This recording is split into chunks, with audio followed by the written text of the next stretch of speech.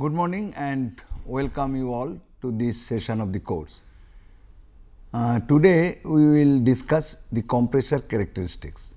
Now, compressor characteristics or performance characteristics of compressors are usually expressed in terms of the ratio of the stagnation pressure and temperature. Now, let us first have again a look that how do you make the nomenclature. This is the stagnation pressure at inlet to the compressor and this is the outlet from the compressor. We will use the same nomenclature, that is at the outlet of the diffuser. And similarly, the stagnation or total temperature is T1T and T3T is the outlet temperature, total temperature. So, with this nomenclature, the compressor performance characteristics, today we will discuss compressor performance characteristics. So, performance characteristics for a centrifugal compressors are usually expressed in terms of the ratios of the total temperature or stagnation temperature. These are output parameters as a function of input. This is output parameters and this is input parameters. Usually this is done input parameters, this is output parameters, okay, as a functions of n the rotational speed, sorry, here I can write n the rotational speed, the size of the compressor d, the mass flow rate m. So, this speed, size of the compressor and the mass flow rate. These are the parameters, input parameters, and the ratios are expressed in terms of this parameter, the speed, the size and the mass flow rate. So, now you see that this can be expressed in a functional relationship like this, that a function of, if we think in terms of the functional relationship, we can write this n d m separately P1T P3T. In case of this temperature, we include R T3T, and these are the variables which define the performance of a centrifugal compression. Now, let me explain first. These are the input parameters, as I have told, that this is the rotational speed, this is the size, that is the overall diameter of the impeller, this is the mass flow rate m, this is the total pressure at the inlet to the compressor, this is the total pressure at the outlet of the compressor, outlet from the diffuser, and this is the total temperature at inlet, total temperature at outlet, and they are multiplied with R. They are because of the two things. It is multiplied with R. T has a fundamental dimension, temperature, but if you multiply with R, RT becomes equal to P by rho, and its dimension as a whole can be expressed in terms of MLT, because P by rho is V square, L square. You can very well know that P by rho is L square, V square. So, therefore, if you find out the dimension of RT, it becomes V square, L square. That means P by rho is V square, the dimension wise. Okay, dimension wise, this dimension is V square, L square by T square. Sorry, L square by T square. So, therefore, it is L square by T square. So, therefore, multiplying with that, taking care of the R as a whole to reduce the fundamental dimensions, and at the same time taking care of the physical concept that T1T and T3T are very important parameters describing the centrifugal pump performance. Again, another logic is there, that you know that work done per unit mass or energy added per unit mass is given by change in Cp times this Cp times T3T or T2T, whatever you call. That means it is the Cp times the T, and Cp is what? Cp is proportional to R. That means Cp in case of specific heat at constant pressure, it is gamma by gamma minus 1 into R. Gamma is the specific heat ratio. That means it takes care of R. That means T alone has got no function. If you take multiplied with Cp, Cpt is the index of the energy. Cp, this T3T minus T1T is the work or energy input. On the other hand, RT, if you take together, this reduces the fundamental dimension by 1 and things become little simple. So therefore, if you do this way, you can now explain that the entire another thing very important, that why we have not considered density, because it is a compressible flow machine. From the beginning I am telling that the density is very important in a compressible flow machine, but I am not including density. Density is implicitly included because P is included, RT is included. So their ratio is the density. So therefore density is not included explicitly, it is implicit. So therefore all the variables describing the centrifugal pump performance are there. How many? 1, 2, 3, 4, 5, 6, 7, and fundamental dimensions are how many? Fundamental dimensions are 3. ml is equal to 3, that is mlt, since we have considered the product RT. So therefore by Buckingham's pi theorem, number of pi terms will be 7 minus 3, 4. Why you are doing this dimension analysis by applying Buckingham's pi theorem? Because we want to express this relation in terms of non-dimensional variables rather than dimensional variables, which will be reducing the number from 7 to 4. Now, by applying the standard procedure of dimensional analysis, what we do? We take 3 repeating variables. Here what are the repeating variables? We take the repeating variables as D, we take the repeating variables as P1T, and we take the repeating variable as RT1T. This D, P1T and RT1T is taken as the repeating variables. These are taken as you just see that repeating variables. They are taken as, you can see, repeating variables. And following the dimensional analysis with these 3 as the repeating variables, if we combine with n, then you get a pi term. That is your task. You can do nd divided by root over r T1T. I am now writing this. That means this takes the n. Now D is the repeating variable. When you combines with m, these 3 repeating variables D, P1T, R1T, then the second pi term comes as m root over R T1T divided by D square into P1T. Okay? Then if you take this P3T is the one, then automatically when one of the repeating variables has the same dimension, it is a thumb rule, and if you do it, you will get that P3T by P1T is the pi 3, and similarly pi 4, fourth pi term, which will be found out with what is that? P3T, then T3T, then with this you will get, since T3T and T1T are the same dimension, we automatically get T3T by T1T. This is by thumb rule, it will always come, and if you follow this dimension analysis, you will find the same thing. Okay, now therefore, the equation can be written as some functional relationship of the non-dimensional term.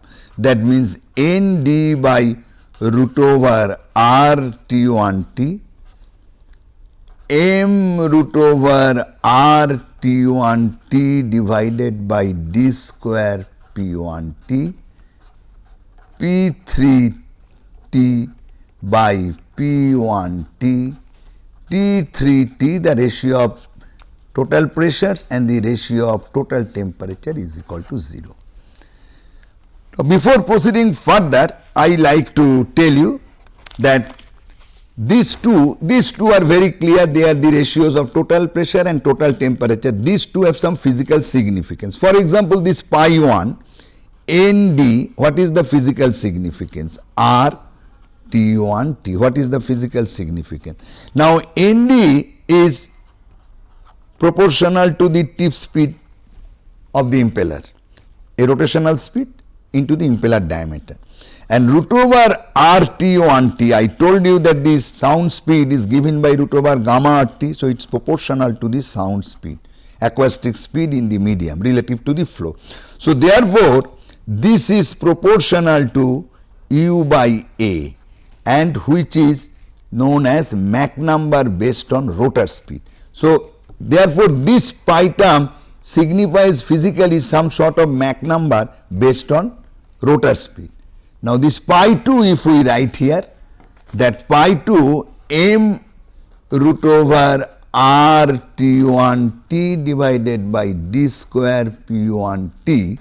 Now this can be written, m can be written in terms of flow velocity and the density, rho, the flow area A and the flow velocity Vf root over RT1T divided by d square P1T. Now one can write P1T by rho is proportional to root over proportional to RT1T. P by rho is RT. So though this is total pressure and this is this density, so therefore it is RT1T. So therefore this can be written as, by cancelling, that this is proportional to A Vf, then this will be cancelling out d square root over RT1T, because this square root and this is under root, this is not under root, so root over T. So therefore this will be proportional to Vf by again A. That means this is Mach number based on flow velocity. This is known as flow Mach number, this is known as rotor speed Mach number. That means physically this pi term represents a Mach number based on rotor speed velocity, and this pi term represents a Mach number based on flow velocity. This is just for your physical implication. Now one thing, that if we express this relationship, try to express for a particular machine, then d is not necessary to be included, d is constant, we can drop d. And moreover, it is for a particular gas, for example the air, then R also can be omitted. Here R is there, here R is there. So therefore, for a given machine with a given gas, the same relationship which is used non-dimensionally, this can be written as some other function, for example the function, a function of n by root over T1T, then this will be m root over T1T, follow it clearly, by P1T, P3 T by P1T, T3 T by T1T. And for a given machine, with a given gas, the relationship can be expressed like that. Now you see here these two are not truly dimensionless or truly non-dimensional, because we have dropped the term R and D. But what happens is that even if they are dimensional terms, but we take the help of the non-dimensionalists to reduce the number of terms. So the number of variables are reduced, where some of the variables which combines other primary variables may not be non-dimensional, but that doesn't matter. For a given size and for given fluid, we can use this as a functional relationship of the performance. So usually what happens is that the performance now is expressed like this, that a family of curve is generated as the ratio of the pressure with the, I will not tell this is non-dimensional mass flow rate, this is normalized mass flow rate. The word normalized does not mean non-dimensional. Different families of curves, I am not drawing the curve at present, different families of curves for different values, of n by root over T1T in one family, another family is the different value, the same thing, this m root over T1T by P1T, and here is the ratio P3T by P1T with the different values of m root over T1T by P1T. That means two families of curves for both the ratio of total pressures and total temperatures for different parametric values for each family of the normalized rotational speed and normalized mass flow rate. This is basically the way the performance parameters, that performance characteristics of a centrifugal pump is expressed. Now, I will show you how does it look in case of a pressure ratio. Now, I will show you the very important curve P3T, that is the pressure ratio P1T versus the non-dimensional mass flow, normalized mass flow B1T. The curve looks like this. I tell you, the curve looks like this. The curve looks like this. I will explain. Let me first label the curve. Now I explain. The 3 points are important point in understanding this. Now what happens, if you make an experiment and draw the points, you will get a curve like that. Initially it increases with a positive slope, reaches a maximum, then it has a negative slope, continuously decreases, and probably at high values of mass flow rate it touches the abscissa where the pressure ratio is 1. Actually the pressure ratio starts from 1. Okay. Now try to understand physically the fact that when the mass flow rate is 0, there is a pressure ratio. Why? This is because in a centrifugal pump, try to understand, when the mass flow rate is 0 means that you stop the delivery valve here. Then what happens? The impeller goes on rotating. So therefore a centrifugal head or the energy is imparted on the fluid in terms of a pressure rise. So therefore a pressure rise will take place in the impeller because of the centrifugal action, which we call as centrifugal head is impressed on the fluid, is imposed on the fluid. So fluid may not move in the diffuser, there will be a static fluid, a static field is there, pressure field, and that pressure is due to the churning action of the fluid in the impeller, which imposes a static pressure rise because of the centrifugal action. This we call as centrifugal head. That means the centrifugal head, because of the rotation of the impeller, is imposed on the fluid even if the valve is closed here. So a pressure ratio will be developed. So that is the pressure ratio by the action of the impeller rotation, which is shown here at this point. Now when we slowly open the valve of the delivery line, then what happens? The flow commences. And when the flow commences, again you see that the flow takes place through the diffuser vanes, so, and also the vaneless space. Now when the diffusion process takes place through vaneless space and the diffuser vanes as a whole, which is shown in the diffuser, then what happens? Again pressure rise takes place because of the diffusion process. So therefore the rise in pressure takes place as we increase the mass flow rate.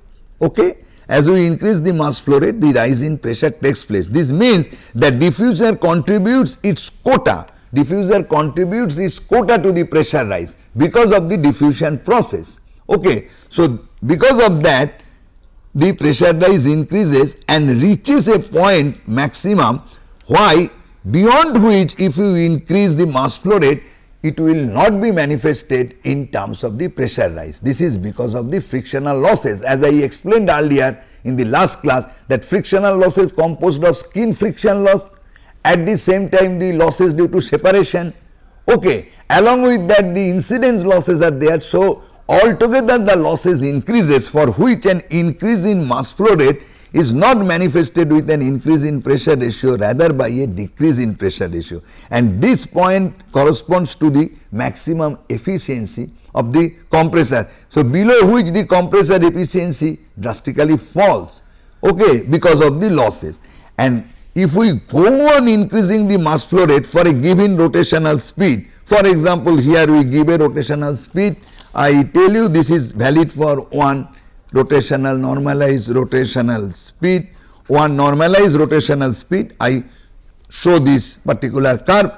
For a given rotational speed, there may be a point which may or may not be obtained in practice, but there may be a point for a given rotational speed. If I go on opening the valve wider and wider, the mass flow rate may be such that the pressure ratio may be unity. That means there is no pressure rise the entire energy given to the compressor to handle is being used to overcome the frictional losses in handling a huge mass flow rate. Okay. So, that particular point may not be available for a given speed n, but it is theoretically envisaged, can be envisaged. So, physically it is possible for a given n, there may be a point which gives a mass flow rate where pressure drop, pressure ratio is unity, that means the entire energy is utilized to overcome the friction. So, therefore, A, B, C 3 points are important, and this is a particular curve, and this way we can generate a family of curve with different rotational speed and similarly with different normalized mass flow rate. So, the characteristic curve is like that, which has a positive slope, maximum point corresponds to maximum efficiency, then there is a negative slope. Here the most important thing now I will discuss is the instability of this part of the characteristic curve. Now, this part of the characteristic curve is having a positive slope, and usually this part is unstable and is very difficult to have this part of the curve in practice. Rather, this part which is associated with a negative slope, that pressure rise and mass flow rate curve, is stable. How I explain it? Now, let us consider a compressor like this. Let us consider a compressor like this. This is impeller, this is diffuser, this is totally the compressor. Try to understand this compressor. Okay. And what we do, this is the delivery, and we control a valve, delivery valve here, and this is further downstream of the compressor where the compressor is discharging air. This is the downstream. The two things you have to understand: downstream of compressor, downstream of compressor, and this is the compressor delivery. This is the delivery end, Now, consider a case that the compressor is running with a given speed. This valve is open partially, at steady state some flow is there and compressor is discharging steadily, and let the operational point is on the positive part of the curve, let this point is D. Now, what happens, by any chance if there is a reduction in flow in the compressor by any disturbance or any closure of the valve, then what happens, a decrease in flow rate here if you see is accompanied by a decrease in pressure ratio, because this is in the positive slope, the figure tells like that. So, therefore, the delivery pressure will fall immediately. Now, what happens, you see again that this part of the curve is such, initially it is very steep, then finally it becomes flat, as it happens for a curve which has a maximum, then it reaches a maximum, because gradient has to be 0 here. So, if this point is little bit on the steeper side of the curve, then this pressure falls rapidly. So, the delivery end pressure falls rapidly, while due to the reduced mass flow rate, the downstream side where this compressor is delivering air does not fall that rapidly. So, therefore, what happens, as a result, this pressure becomes higher than the delivery pressure. That means, a pressure gradient for flow is generated in the reverse direction. This is a high pressure and this is a low pressure. So, therefore, the flow starts from the downstream end of the compressor to its delivery side, that means to the compressor. You understand? Because of this, if this does not fall rapidly, whether this falls, what happens in this part, there may be a point, and usually it happens so that this is reduced more rapidly than that at downstream. When the flow takes place like this, then what happens? The net flow through the compressor delivered by the compressor is reduced by the opposing flow. So, therefore, the flow rate is still reduced and the pressure is still reduced. In turn, it affects in reduction of delivery pressure. Again, the reverse flow is increased, and this way what happens? This makes the flow in the compressor totally 0. There is no flow. That means compressor cannot deliver air anymore.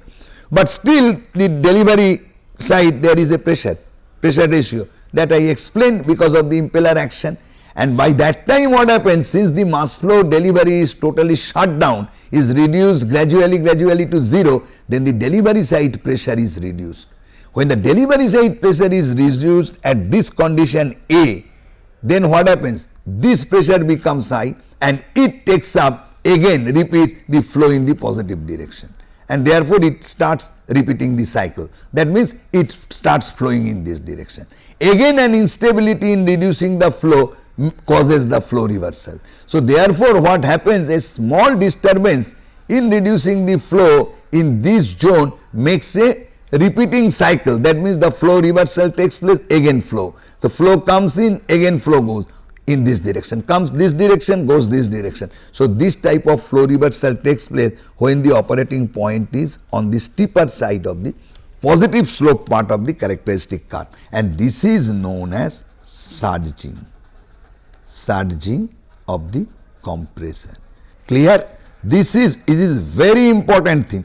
Now you see, this instability, type of instability known as surging, is not there in the negative slope part of the curve, because here what happens, if there is a decrease in mass flow rate, this is associated with increase in pressure. Decrease in mass flow rate, increase in pressure. So no way flow reversal, that means from the downstream to the compressor side, can take place.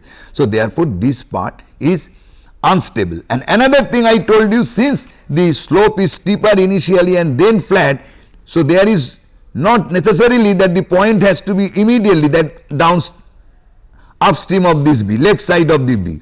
That means there may be a point here, even there may be a part of this positive slope where the surging will not occur. That means surging may not start when the operating point falls just left of B, the maximum efficiency curve.